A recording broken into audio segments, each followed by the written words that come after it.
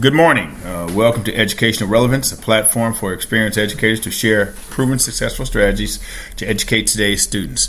My name is Brian Wright. I'm an adjunct professor at Concordia University in Mequon, Wisconsin. I want to make sure what we're doing today is providing some ideas and thoughts to assist with the younger educators and administrators today, because we want to make sure they have new ideas, and all we're doing is providing them an opportunity to add things in their toolbox, different tools they can utilize so they can help with the students they have today. I am honored to be here, and I hope everybody's had a wonderful Thanksgiving. And I'm here today with my colleague and excellent friend, Mark Macbeth.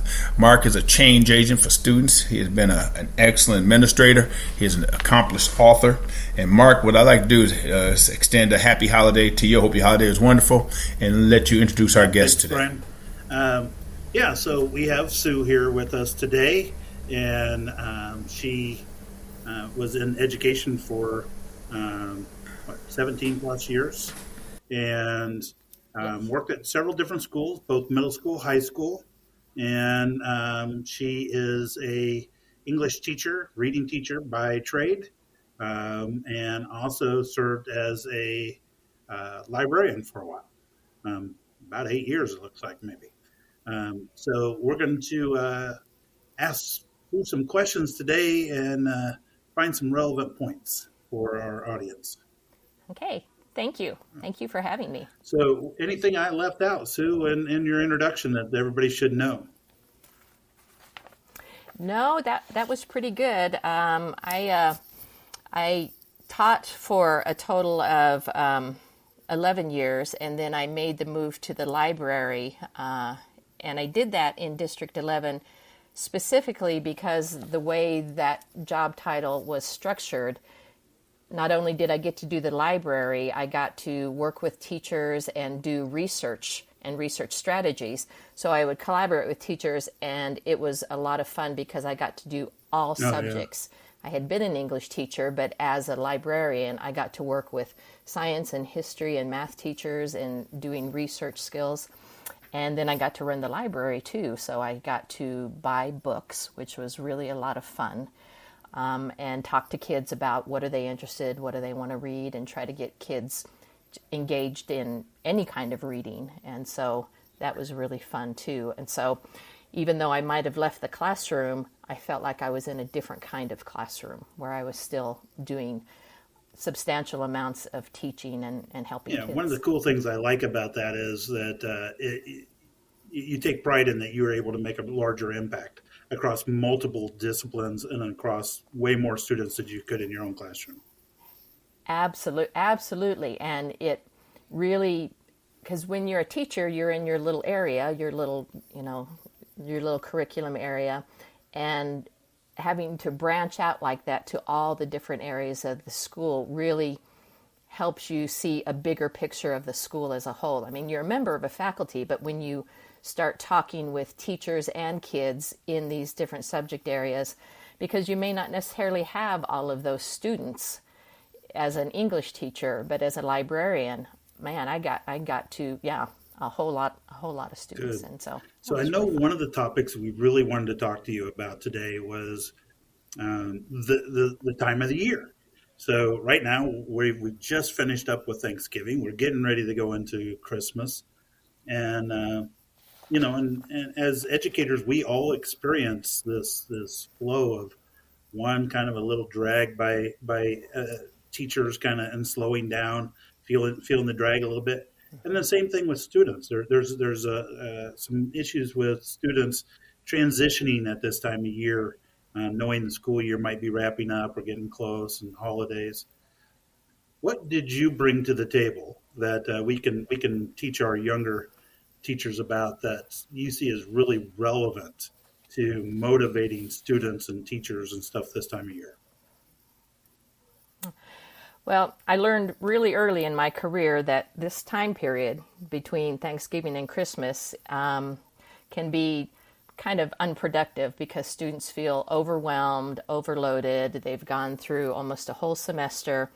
And so getting a lot of work done in that time period can be kind of iffy.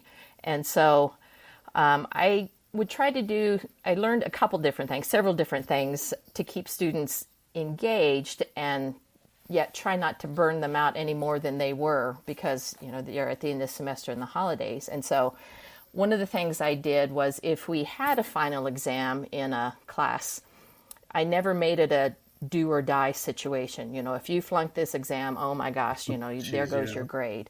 So I never made a final exam, something that would have a major impact on a grade or something, because that's just disheartening, right? To have one test kind of blow your grade or whatever.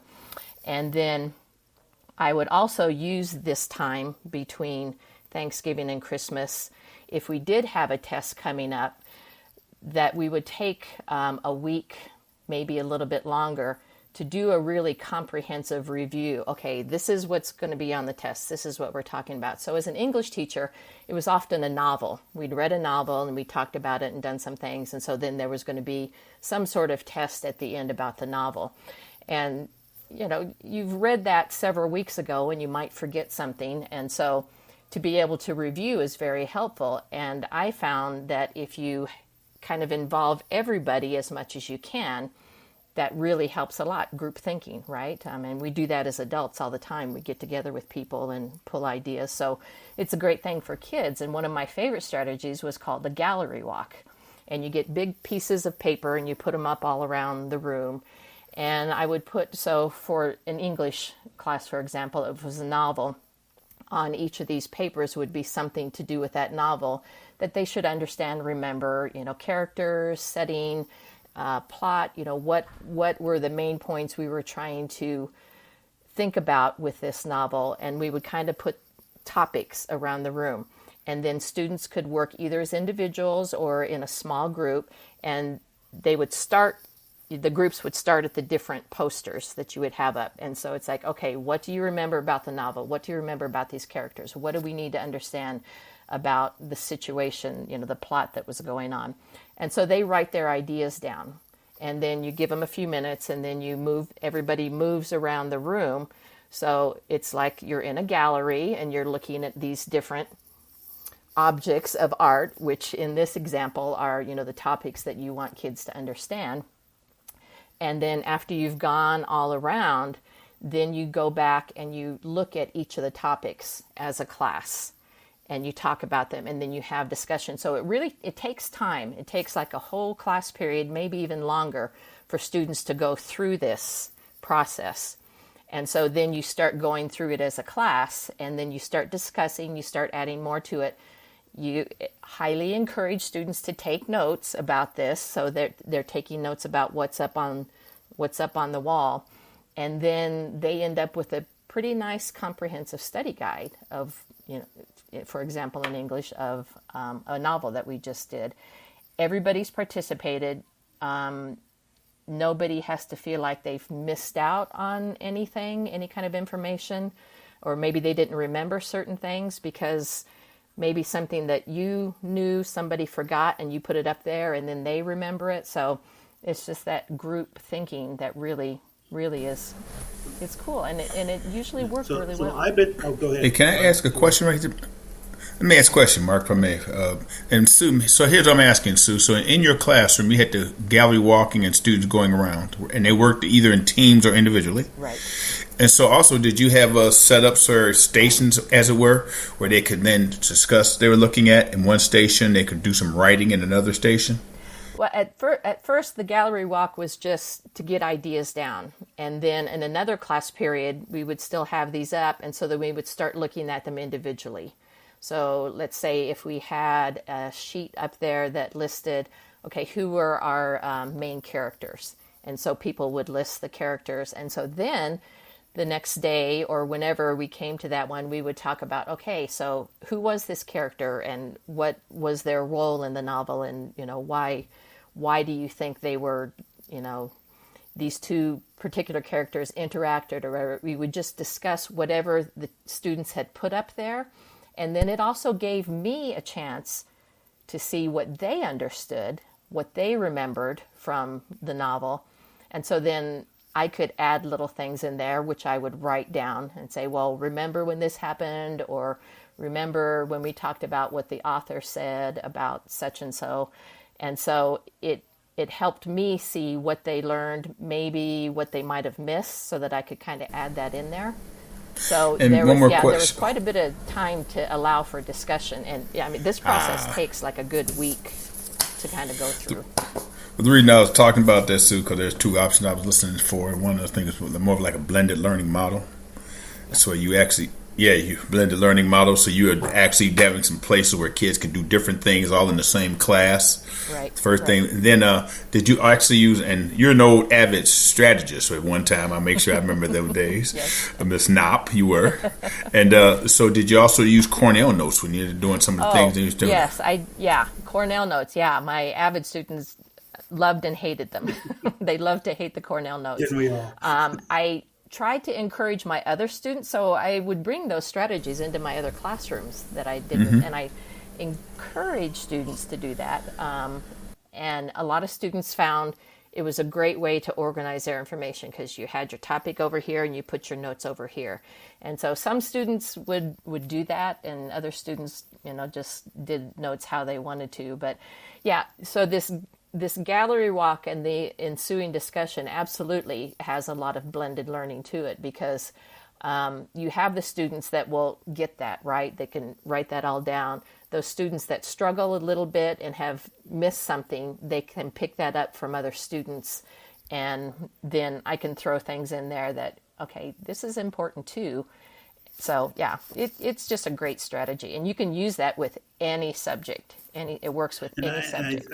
I think they even do that in professional development. I think you may have answered the question right there that I was wanting to kind of encourage you to share a little bit.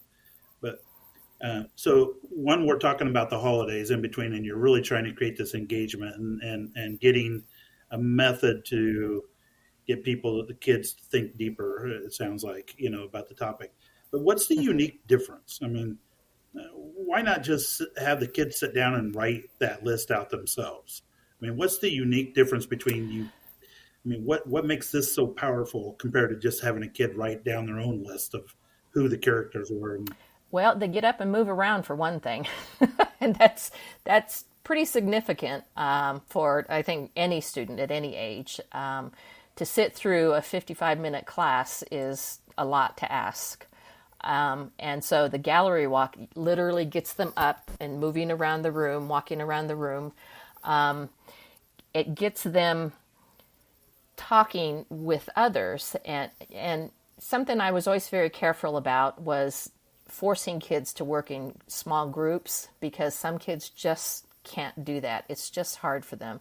And I understood that from my own daughter's struggles, and really tried to incorporate that into my own classroom, and realizing that students can do things on their own or in a group and have the equal amounts, because people say, well, if they're in a group, then they only have a little part to do. Well, that's not necessarily true. They actually have more that they need to do to contribute. And so, at least in my mind, I made sure that if you were in a group, you had to show me how your part in this was significant. It wasn't up to me to figure out, oh, did you do the work? You have to show me, what did you do in this group to show that you had an equal part in this. And then the students that wanted to do something on their own didn't feel the pressure of being in a group like that. So in this gallery walk, they could go around on their own, make their own notes. They didn't have to, work with 2 or 3 other students and discuss or whatever. So it appealed to all the different kinds of students that I had in there. And then in the discussions that we had, you always have those students that want to talk out or whatever. The students that don't feel like they can do it just write it down. And so their voice is there on the page, and they don't have to feel like they have to raise their hand or talk in class or whatever. Very good. So what I'm getting out of it is that you're creating movement, you're creating engagement, you're getting kids collaborating that may not otherwise have done. And even if a student needs to feel comfortable by walking themselves, they're still looking at everybody else's contributions to make them think deeper about what they're doing. And so, Right. one of the Exactly. things that I'm Exactly. hearing from you overall is that you feel that there's a need at this time of year to really get the kids engaged still in the content, um, focused on the learning, and doing so in a way that allows them to still think deeper than maybe what they would have done 2 weeks prior, where you were giving content. Yeah, absolutely. Because that, bringing it all together is hard for kids sometimes, to understand, okay, what happened at this part of the novel, had an impact at this part of the novel. And so by having those discussions as a class and that everybody has contributed to, a lot of times students would realize, oh, so that's what happened. Oh, so that's why the author did it. And so those were, because students sometimes do get lost in novels. If it's kind of a long novel, if it's a complex novel like Huck Finn, for example, pretty long novel. And by the time you get to the end of it, trying to remember all the things that happen. And so it's nice when those students who struggle kind of realize that, and through this process of this discussion, and it happens because students will say, okay, I understand. I get it now. And that, you hear people say that a lot, and it sounds kind of stereotypical or whatever, but it really is true. I mean, it happened all the time in my classroom when a student would say, ah, okay, I get it now, Right. and it just, I don't know. And when you do something to facilitate that, and you see something like this, and you see students at this time of year that are engaged, they're walking around and, they're talking about a whole bunch of other things, but they're talking about the subject at hand also.